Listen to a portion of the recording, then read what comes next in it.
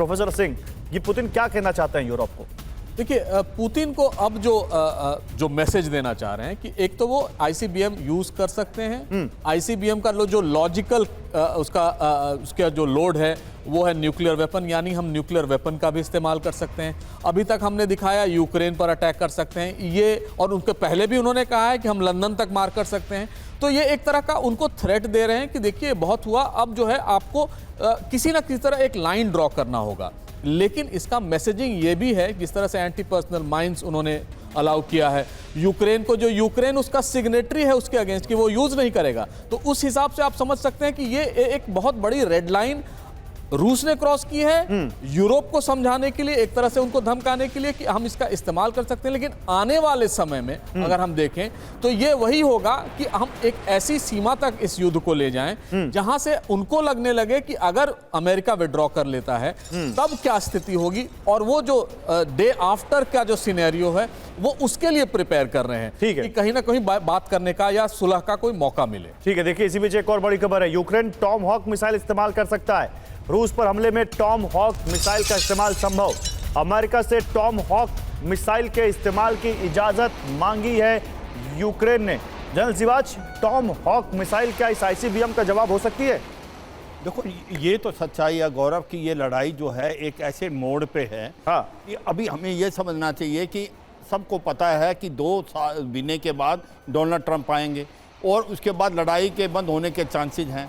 तो अब रूस भी चाहता है कि वो ज़्यादा से ज़्यादा इलाके को जीते, और कहीं ना कहीं यूक्रेन चाहता है कि जो इलाका जीत लिया रूस ने उसको से वापस लिया जाए। तो ये गेम उसी की चली हुई है। अगर आप देखें आज की तारीख में रूस धीरे धीरे ईस्ट यूक्रेन की तरफ बढ़ता जा रहा है, और उसको रोकेंगे कैसे? उसको रोके जब ही है जब आप उसके इंडरलैंड में अगर मिसाइल से फायर करें, जिसकी परमिशन दे दी है ATCM, और आपका जो सैंडस्टॉर्म है वो दे दिया। अब टॉम हॉक, जो टॉम हॉक मिसाइल है वो भी बहुत ही ज़्यादा एक प्रकार से भयानक मिसाइल है, बहुत नुकसान करेगी। तो कहीं ना कहीं रूस को लग रहा है कि अगर ये मिसाइलें उसके हिंडरलैंड में करती हैं तो ये रूस के लिए भी बहुत हानिकारक होगा, और पुतिन की जो सिचुएशन घर के अंदर है वो खराब हो सकती है कि भाई आज हमले जो हैं वो रूस के अंदर होने लगे। ये इसीलिए वो पलटवार कर रहे हैं। वो ये कह रहे हैं कि अगर ऐसा हुआ तो आप रेड लाइन क्रॉस कर रहे हो और हम इसको न्यूक्लियर हथियार इस्तेमाल कर सकते हैं। ठीक है। तो ये सच्चा पोस्टरिंग है, और मुझे लगता है दोनों तरफ से ये चाहते हैं कि अगर वो निगोशिएटिंग टेबल पे बैठे तो उनकी लीवरेज ज्यादा हो। मुझे लगता है उसकी तरफ ही जा रहे हैं, मगर गलती से गलती हो सकती है अगर इस तरीके से दोनों करेंगे, और स्पेशली रूस ये दिखाने की कोशिश करे न्यूक्लियर हथियार इस्तेमाल हो सकते हैं, और कहीं गलती हो तो फिर इसका कुछ नहीं कर सकते। मगर ऐसा लगता नहीं, ऐसा लगता है बहुत हार्ड पोस्चरिंग, और ये चाहते हैं कि लड़ाई रुकेगी जब डोनाल्ड ट्रंप आएंगे, उस समय तक उनके पास जो लीवरेज है वो ज्यादा होना चाहिए। लेकिन एक बात जो सबसे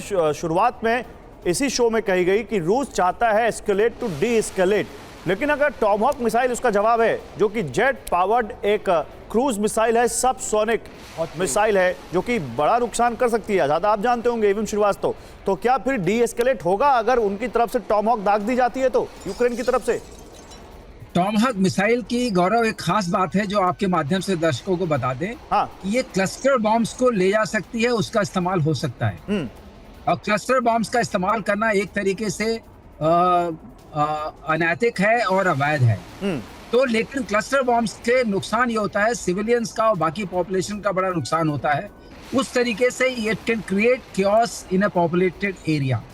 तो अब जो समझ में आ रहा है कि अगर आप हमारे टारगेट्स को, हमारी मिलिट्री पावर को वीकन आउट करते हैं तो हम क्लस्टर बॉम्ब्स का इस्तेमाल करके आपके सिविलियन पॉपुलेशन में एक तरीके की खलबली मचा सकते हैं। शायद ये पोस्टरिंग उस तरफ इंडिकेट करने के लिए है, लेकिन मैं ऐसा मानता हूं कि ये इसकी संभावनाएं कम है।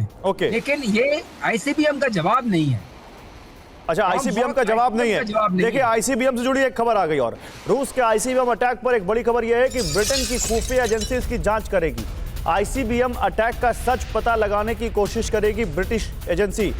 अब मतलब हो रहा है ब्रिटिश एजेंसी जांच में क्या पता करेगी कि आईसीबीएम था या नहीं था? क्या जेलेंस्की जो दावा कर रहे हैं उन दावों की जांच होगी? क्या जांच होगी? सर उनकी बात मत सुना करिए, बेवकूफ लोग हैं सर।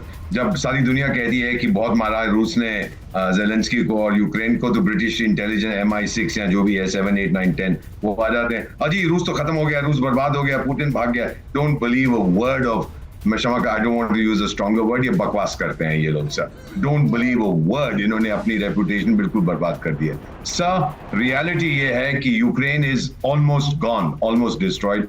रशियन फेडरेशन पे अभी तक कोई इतना नुकसान नहीं हुआ है, ये समझना है सर, बहुत जरूरी है। और अगर सर सेकेंड वर्ल्ड वॉर में सबसे ज्यादा लोग कहां के मरे थे सर? सोवियत संघ के, 30 मिलियन, 3 करोड़।